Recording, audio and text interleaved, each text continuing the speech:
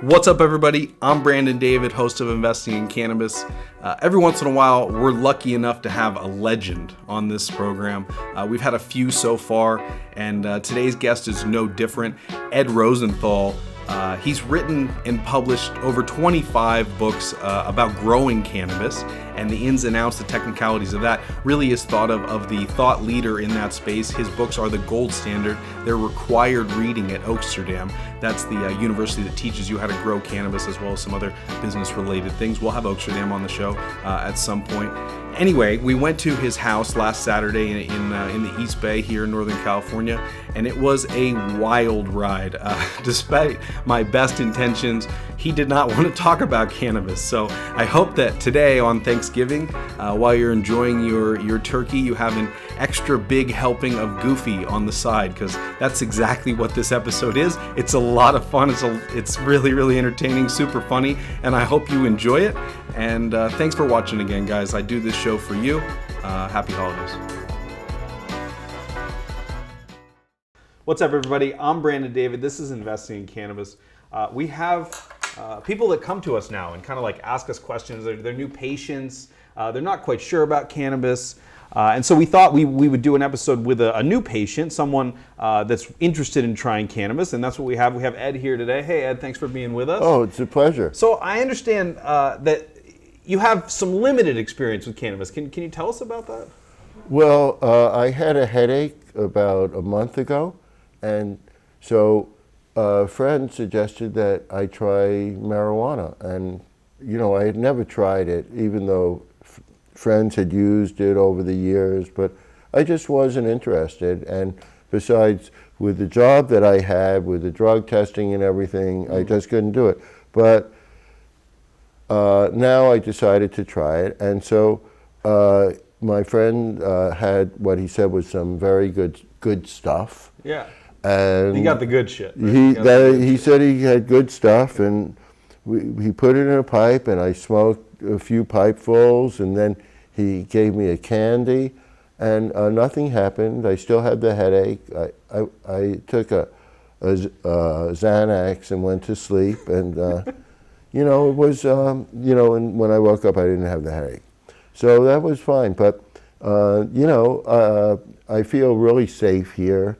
With you guys. It's kind of weird office that you have here. Yeah, it's kind of a strange set for a TV show. But I mean, I'm okay with it, and you look like fine fellows. And what I'd like to do, I'd like to try it again. I'd like to see what everybody's talking about. I just don't get it. Yeah. So I mean, I have relatively limited experience, but I've talked to a lot of people that consume cannabis, and apparently, have you tried it? Have you fellas tried? Yeah? Yeah. Okay. So they say it's okay. Yeah. So maybe you should give it another shot. I'll try it. Now, how do I use this? I think some of them have like holes. No, this one doesn't have no a hole. Holes. No holes. Okay. So I think you just... Would you light it for me? Yeah, I could do that. Yeah. Okay. So I don't usually smoke, so I have to coordinate the How long should I light it for? I don't know. You tell me. I don't know about this. Do you know? I mean, like... Okay. Let's just get it lit, and we'll see what happens. Yeah, let's try. Yeah, okay. What does it feel like? Well, it's very smoky in my mouth, but do I inhale it? Yeah. Okay, I mean, try it again.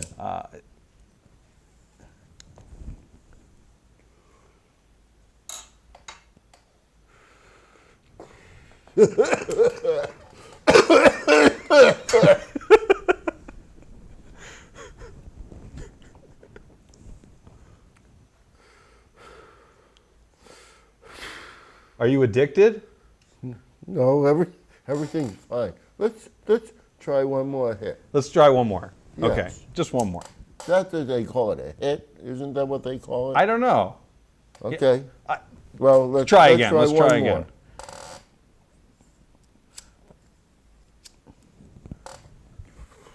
How did you get it to come out of your nose like that? That was crazy. Comes out.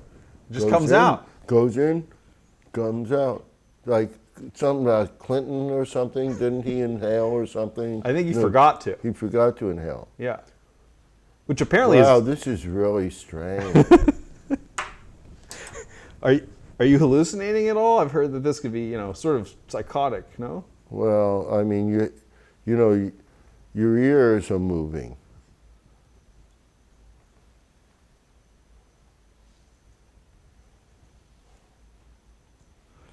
Tell us what you're experiencing, if you can still speak. Yeah, I can speak. Are you able to blink? Okay. So you still Yeah, have I can blink. most sensory control. I just feel I have to watch you guys.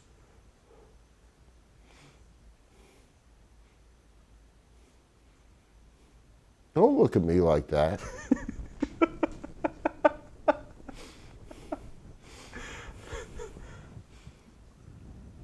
This feels really weird. I've heard that the more you smoke, that it actually gets more normal. That you feel. Should I try another one? I mean, maybe if you're comfortable with that. I don't want to overwhelm you, but try again. Do you want me to help you Yes. again? Okay.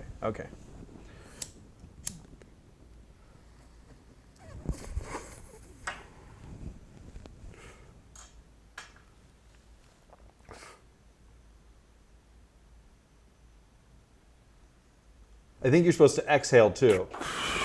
That's a good part of it. Yeah. Oh, yes, I have to breathe.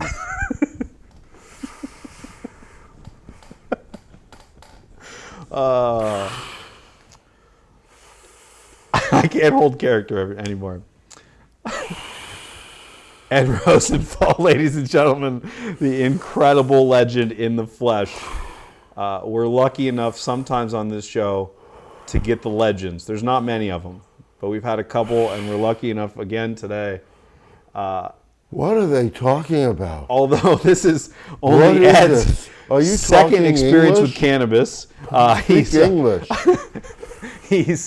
He's written over 25 books about the subject, even though he doesn't consume it until today, which is incredible.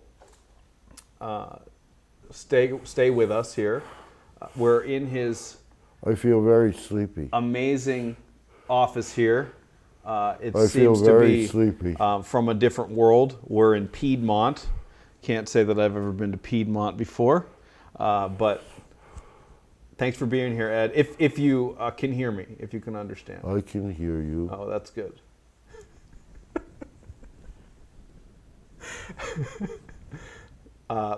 Tell us about your office here.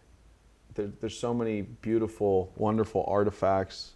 I don't know where I am. I've never been here before. Do you have GPS? We could check.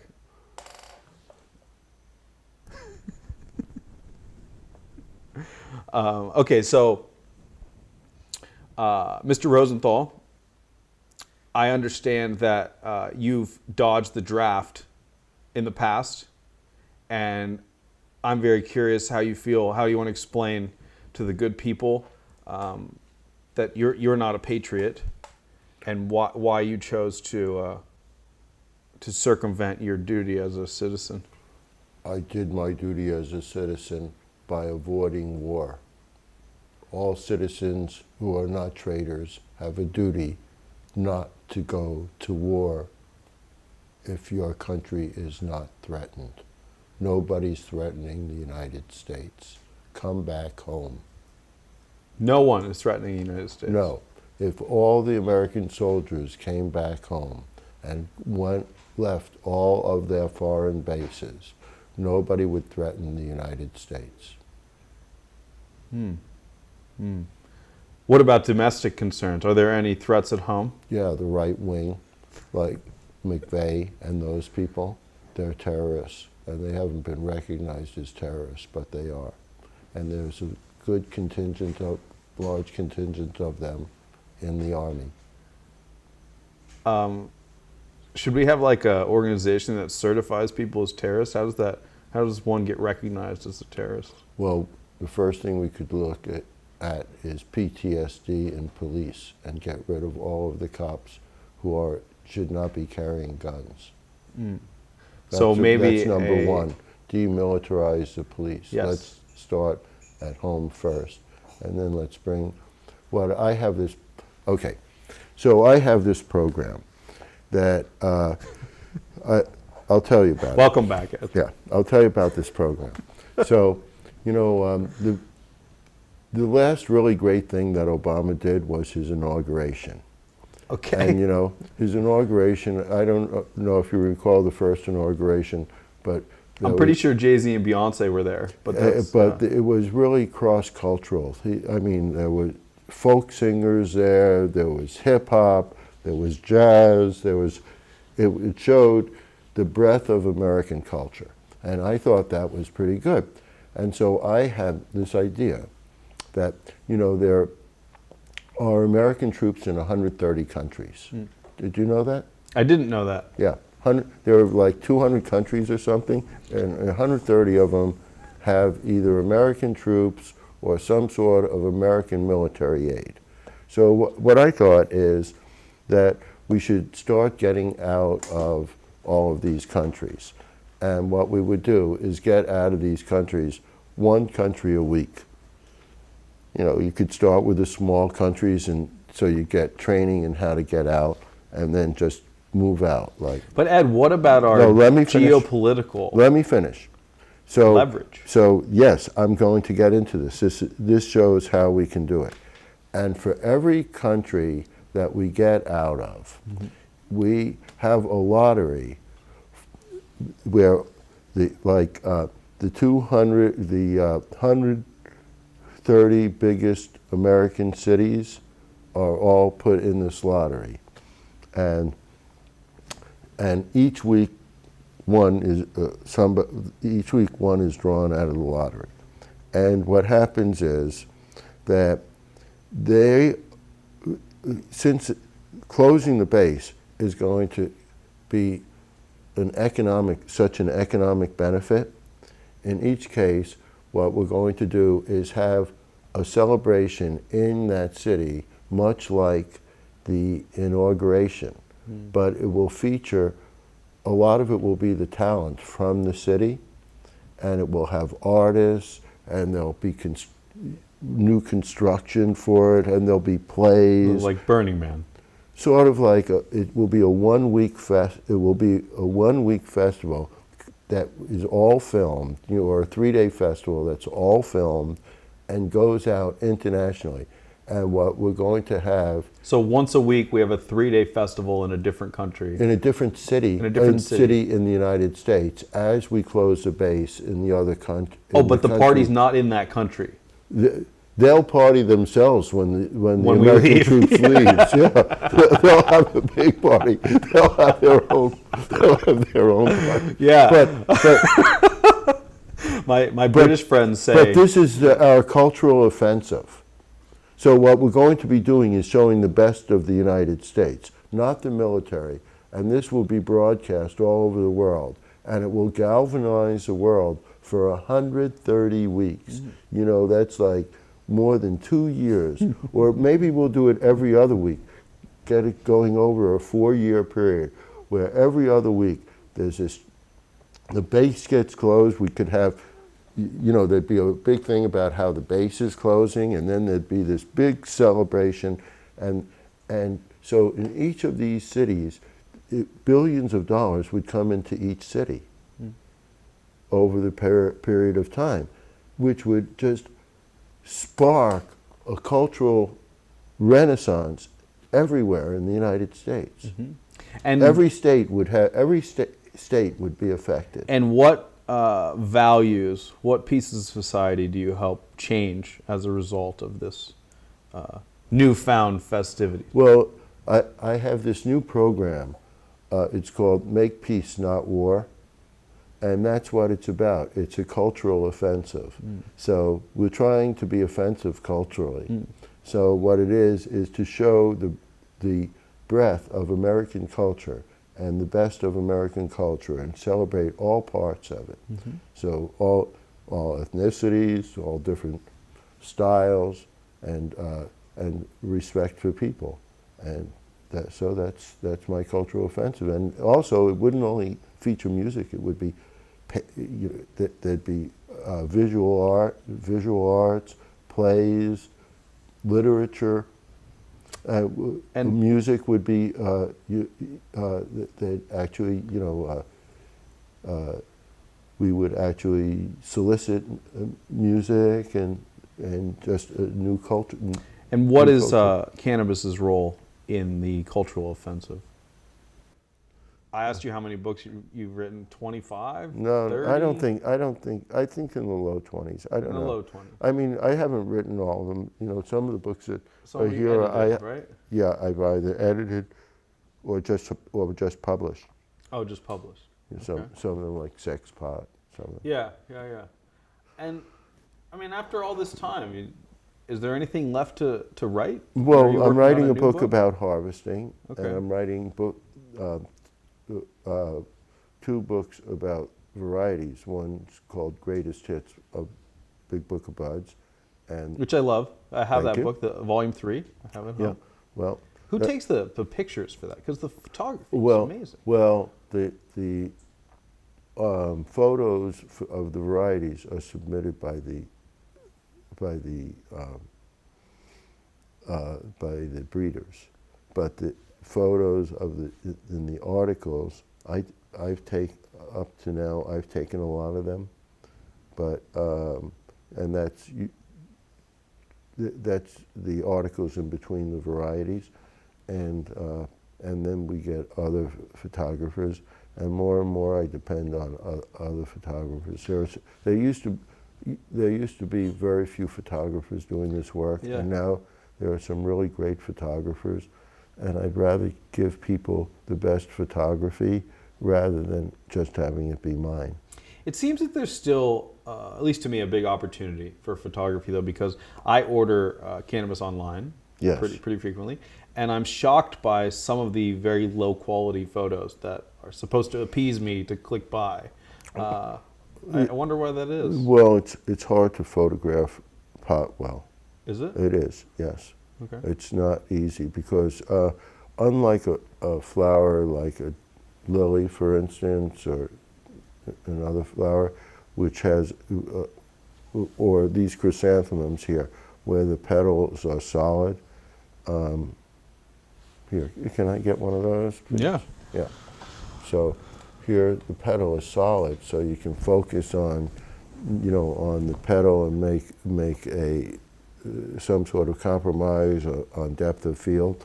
But with a bud, it's much more.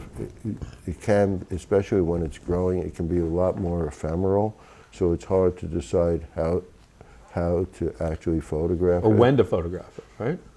Well, you can photograph it at any time, but you photograph it when it looks good. It doesn't have to be right. People like to see it growing as well, but it's a question of getting that photography right. Yes. Got it. And why did you write your first book? Why did you decide that this was a good thing to do? Well, I had met. What year are we talking about first? So set the scene here for us. It was probably 1971, and Rolling Stone. Well, first of all, I had decided to develop these little grow tents for growing pot. To develop those, and it was a little before the time for that, but that's what I was working on. And at the same time, there was this Rolling Stone, which was relatively new at that time, Rolling Stone magazine. Mm-hmm. They had, for different cities, they had these inserts, these supplements that were local. And I was living in New York at the time, and they had an article on how to grow pot by this fellow, Mel Frank. And at the same time, I was trying to get free publicity in Rolling Stone for my grow tents.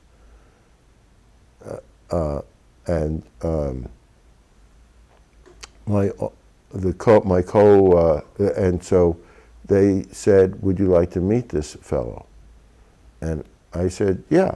And we met, and we decided to write a book together on how to grow pot. And that fellow became the co-author of the Marijuana Growers Guide series. And he's still active in it. Which is required reading at Amsterdam, correct? No, that was my first series. The second series, Marijuana Growers Handbook series, that's the one that is most that's used as a college text. And when I wrote Grower's Guide with Mel Frank, it said there was a review in the New York Times, and it said that when marijuana becomes, by Sokolov, who did the review, and he said that when marijuana becomes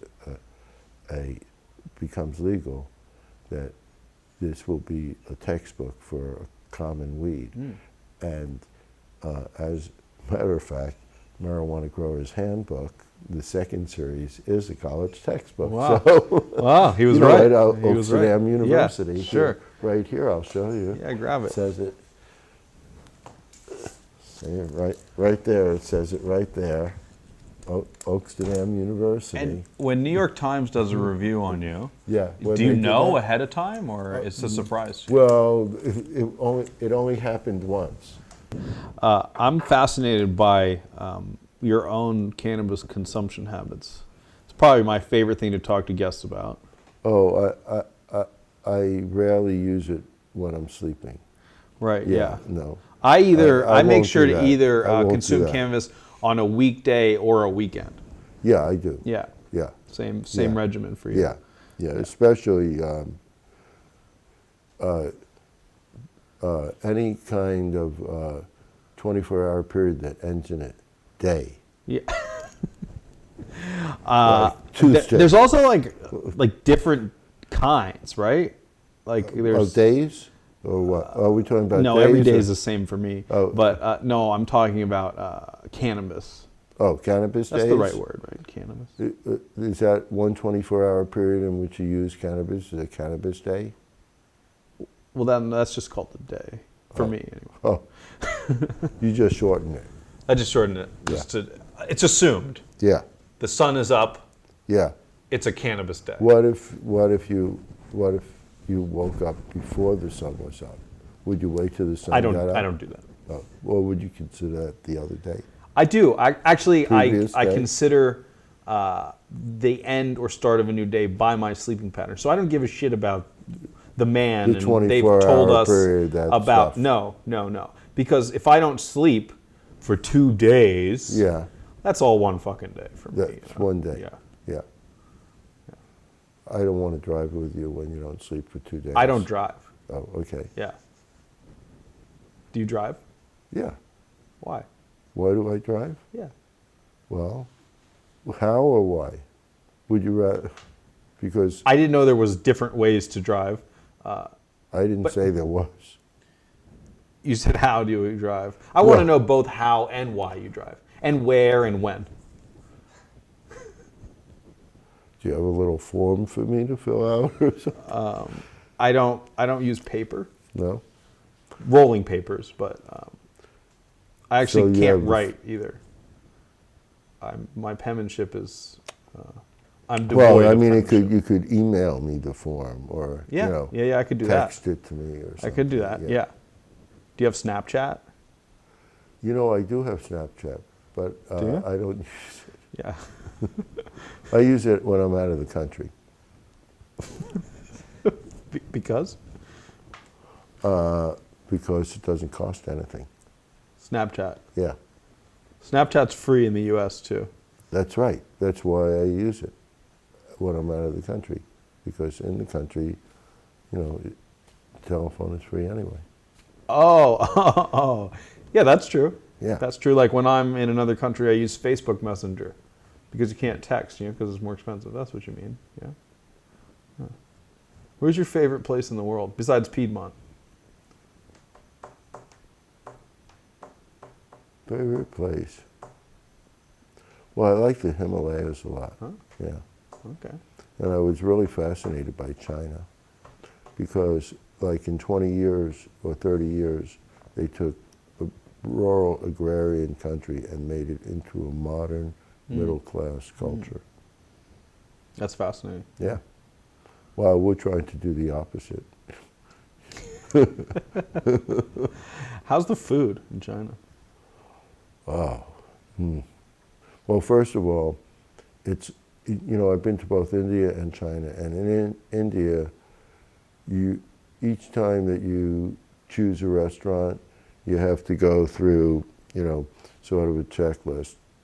Does this place look like it's clean? Did they safe? email you the checklist? What? Did they email you the checklist? No. I'm in your head. Oh, You go through. Don't you go through a checklist? Should I eat in this restaurant? Sometimes, in the U.S. I mean, do I like the food? Would I like the food? Does it look clean? Does it? Oh, it has a C rating. Maybe I shouldn't eat there. Something like that. Well, how does that work? Do you know how the No, scores work? I don't know. Because I'm very But confused. in India, when you decide if you're not familiar with a restaurant, you want to go through this mental checklist of, is this food going to make me sick? That's the ultimate thing. And in China, everything's immaculate. I mean, it is very clean. It is. You don't have to worry about getting sick. And things like that. And the other thing about it is that the food is abundant and exquisitely tasty. I long for to go, for that food. That was great. Is there much cannabis in China? I did not experience any pot. None. None. Huh. And no discussion of it either. I was with a group of business people, and it would have been inappropriate to discuss that. Yeah. So is there still a taboo associated with cannabis? Is there still environments it doesn't belong in? Only noose-wise. In the news? Noose. Noose. No noose is good news. No. Like you hang yourself with it? No. Yeah, because Somebody no else noose hangs is a you. good. That's true. Well, yeah, but you could use a noose. Yeah, That's very but dark. we're talking about you. I'm answering your question. Only noose-wise. That's how they want to deal with it. In China. Oh, I just shit in my pants. That's it. Do you understand what I'm saying? I do. Yeah. I do. So maybe I was totally incorrect. Should I try? Should I imitate being shot, or, like by a firing squad? Maybe we should do that. Maybe like lethal injection, because you're afraid of needles. Well, I don't think they practice torture. You don't think? I don't think that they practice torture. I mean, like in executions, because they want to preserve the body parts. Oh. They don't want to poison you because they're going to sell the body parts. Okay. Right? I didn't realize that there was an initiative by Kidneys, the liver, Chinese government. lungs, heart. What do you need? Probably lungs. What do you need? We execute to, like custom. You need a heart? What? Just give us your blood types and your. On-demand organs? Is that what you're proposing? No, Is this a startup? I'm not proposing that. That's what goes on in China. Can we deliver it? No, they deliver it. I'm serious. Yeah, no, I'm serious too. On-demand organs. I think that's Well, a thing. you can get into it. I'm not really interested. I'm just suggesting that I don't want to become part of that, like stock in that trade. Oh. What does that mean? What Stock in that trade, like my organs. Oh. Yeah, no, I don't want to be part of the inventory. That's right. It's not good. Right. How about when you die? Are you going to donate your organs or no? You want them for yourself? Why? What would I do with them? I'm not sure. I'm a donor, and I often wonder. You know why I donate blood? You said you don't donate blood. No, you said you don't. I So didn't you do say donate that. blood. I didn't say that. But you know why I donate blood? Why? I like to see people get high. That's, yeah. Right? What if you can? That'd be cool if you could get high from blood transfusion. I'm sure you could. Really? Yeah. No. Yeah. Really? Yeah. Why? A new way to That get sounds high. like another Now he's business. going to go into blood transfusion. That sounds like a business to me. We could have like a cool like bar. We could have hipsters there. They could drink the blood, huh? Yeah. No, not drink it. No, you come for a We get a different. cleanse. We get a different kind cannabis of people cleanse. in the bar, depending whether it's a transfusion or they. So we're making a joke, but I guarantee you there are people that would go for cannabis blood transfusions. In Las Dabbing Vegas. just isn't enough, man. In Las It's not Vegas. enough. You could do it in Las Vegas. Well, you can do anything in Las Vegas. Yeah, right. But it wouldn't stay there. You were just in Vegas, Yeah, weren't you? yeah. How I was didn't it? do anything. How was it? What do you mean you It was didn't do okay. anything? You went to Vegas. Yeah. Did you I like ate it? in a buffet. Oh, where? One of the hotels? The Rio buffet. How was it? It was okay. It was. Do you like it was very buffets? well. It was very convenient because you could Yeah, eat. buffets are You could eat pretty quickly. There wasn't a line. The food was okay. But that's your third priority, that the food was... No. That's like a if you can't eat the food, everything else doesn't matter. Right, that's what I'm saying. Yeah. Buffets, yes, I they're just happened convenient. to mention in no specific order. Oh, I see. Just a list. Yeah. Just a list. Well, I do like convenient things, but the quality of the food is number one, right? Do Right. you care how your food looks? Some people are very into like... No, I presentation. tend to grind all my food in a blender. Like I put the I noticed that. steak and the Pizza? chicken, the pizza, the broccoli, and all the vegetables and everything, and then I put some soy milk in, grind it up, and that's Well, it. let's just skip that step, and let's do blood transfusions. You could You don't have just. to blend anything up. We'll just give it to I think that what we should do is bypass our the- hearts. No, the throat area, and just like inject food right into the intestinal system directly. But then So you pass your taste so, buds. So right. That's yeah. the best part. No, people wouldn't have to waste time, eating. I don't or think of that as a eating or waste of drinking. time. See, or what I anything wanna like that. do, They could if work you could full take care- time. I don't wanna go to the bathroom They wouldn't anymore. have to. They wouldn't you have take to. care of that? They would. Well, probably. We wouldn't. Probably. They wouldn't have to go to lunch. No, but They could you work must full go to time. lunch. No, they could work You full. must. They don't have to go to lunch. Not if, like, at specific feeding time, you press a button and the stuff goes in. They're fed. Sort of like they do geese that they're trying to make pate from. Do you like pate? That's not. We're not talking about that. We're talking about What are we we're talking about the automatic feeding tube for humans that you've wanted to do all your life. I do. I want that. I want to have that. You and know, then also because eat. it makes Soylent look, like. What do you think? Tell us your thoughts on soy. Well, I think that as compared with automatic intestinal feeding, Soylent is back Antiquated. in the 21st Yeah, century, wow. in early 21st century, Yeah. and we have to move on from that. Drinking something that's just like It's so inefficient. It's so 20th century, Yeah. They did that in the 19th century too. They What? drank, like liquids. It's crazy. Instead of getting it intestinally. It's hard to believe. What's hard for me to believe is that we drink water. That's right. Because we need water so much. Why hasn't someone just figured out a way to keep us hydrated? I need I'm a telling- pump, right? I need a pump, like a That's right. fountain. Exactly. And that is what the intestinal pump does. It's an automatic hydrating because it's measuring the amount of water in your system, and it keeps How it much would level it at all cost? times. What's a It's only MSRP on 200 an It's intestinal? only $250,000 to get 10 it. easy payments Yes. of $25,000. That's right. And Is there any financing options available? yes, there are. Okay. Yeah, there are. You could stretch it out over a 100 payment period. So it's only $2,500 plus interest. So this is a lease for the rest of your life? No, basically. it's 8 to 10 years. And then there's Is a there maintenance interest? It's like a fee. mortgage? Or? Well, it's sort of, yeah. We take it back if you don't make it. It's very rough because Can we I'm combine sad those? to say that we have not been able to get trained doctors Can we to combine remove those loans these. with So other we have financial had products, to or? use, did you ever see that bail guy dog? The bounty hunter. Yeah, we use him to repossess these. Oh.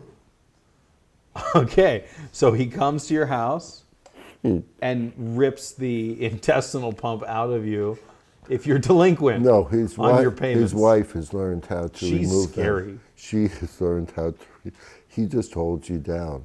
He sits on your face. Not exactly, but he holds you down, and she removes it, and then they How is it patch done? it back If up. I lay down, could you show me? I how don't it's- know exactly. I haven't seen the videos on that. But here's the thing. We haven't had one person who has missed payments. And the thing is that people love it so much. You know, I should tell you that there is a $150 a week maintenance fee, which includes all the food Yeah, right. and water. And all of Yes. our water is purified water that has been deionized and also has been alkalinized. So you're getting the exact pure water that your body needs with our intestinal mix. Do you like pizza? I love pizza. Well, I'll tell you what. It goes into the intestine, but you're going to taste it on your tongue. Really? Yes. Yes. How is that possible? I have to tell you that we have developed a way that you will actually taste the food that's going into your intestine and you won't have to chew it. It saves your teeth. That's incredible. Because, you know, your teeth I grind feel- down. I feel that when they I- have that constant food thing, they grind down. I and waste that's why old people. constant energy. You see here, let me take this Every out. You day. see here, look at my the In teeth your- that I've had to replace. And you put it in your collectible Yeah, Andy Warhol I've had to replace. ashtray? Does that Yeah. come with the system? No. Oh, okay. But I've had, to replace my teeth 3 times because your teeth wear down unless and this saves your teeth. You can go through life with 1 set of teeth this way. Well, 2 sets, your juvenile set and the second set, which I presume you have now. We don't need teeth, though. You do your for system. talking. Yeah. We do? Yeah, to Teeth make a helps you tea. talking? For a tea. Tea. Yeah, Tea. you see, yeah. You need the teeth for the Tea. tea. You see, yes. Okay. Here, let me just read this letter. Do you mind? No. If someone that has written in, Yeah. testimonial? Yes. Okay. DearIntestine.com. Wow. Johnny, I'm so glad that you introduced me to this. I'm so much more efficient now and have gotten so much more work done over just the last week. Just think, I saved 20 minutes 3 times a day, an hour a week, and I do work 7 days a week. So this gave me an additional 7 hours, which is almost a complete working day for the normal person, which of course I'm not because I work 12 hours a day. So once again, I'd like to thank you. And I am very interested in your sleep aid, which I understand you will be importing from Japan, which allows you to get 8 hours sleep in only 5 hours. That extra 3 hours will certainly make me more efficient and a more lovable person. Thank you once again, Johnny, and I hope to hear from you soon. Wow. Ed Rosenthal, ladies and gentlemen. If you didn't like that episode, I apologize. I know it's a little lighter on the cannabis informative side, a little heavier on the goofy fun side, but it certainly was a cool experience going out there and meeting with him, and I hope you enjoyed it. I don't know that we'll ever have another guest quite like Ed, and I thank him for that. And hey, thanks again for watching, guys. You can find us anywhere that content is consumed on the interwebs, so investingincannabis.tv, that's our website, at Cannabis Pod on Twitter and on Instagram. I think we're getting a Snapchat together, but not sure about that yet. And again, thanks for watching, guys. We do this show exactly for people like you, and I'll see you next time.